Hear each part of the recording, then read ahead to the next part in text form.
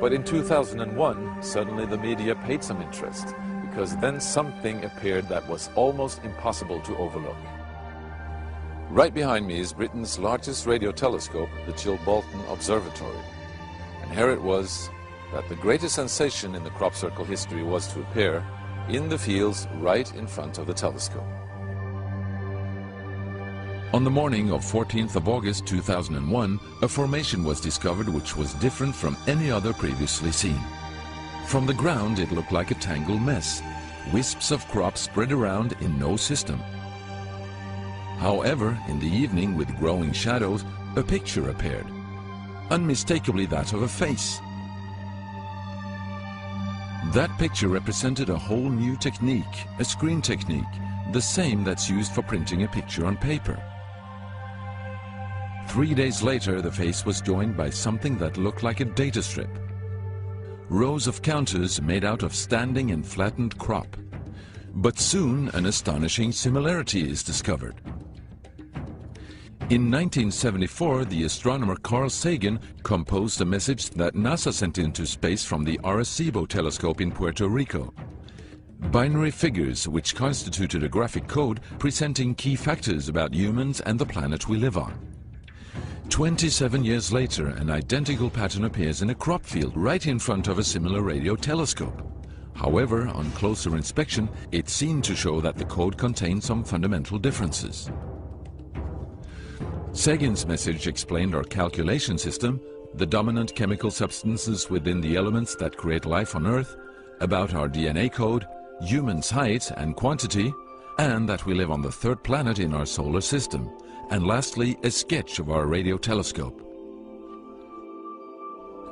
The message received described the same calculation system, but that silicon is most dominant in life forms in contrast to carbon. The drawing also clearly shows a humanoid figure with large head in relation to its body. It's also explained that they have an extra string in their DNA, are approximately 4 feet tall, inhabit the third, fourth and fifth planets in their solar system, and have a population of around 21.3 billion. Underneath, the telescope has been replaced by something more complex. 1 year earlier, a strange crop circle had appeared in the same place. Is this the same illustration as in the sender's code? Is this the correspondent's radio telescope?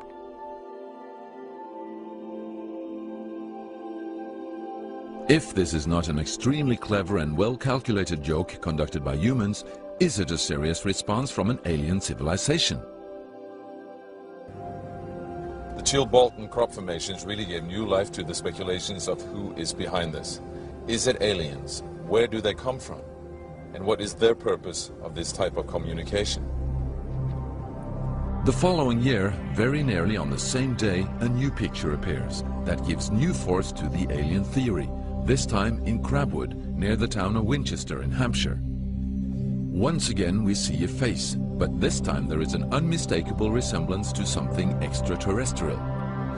The picture also contains a print, somewhat similar to that of a CD, with something that appears to be a coded message. This formation also has a new type of design, this time with horizontal line patterns of variable thickness, similar to that of a TV picture.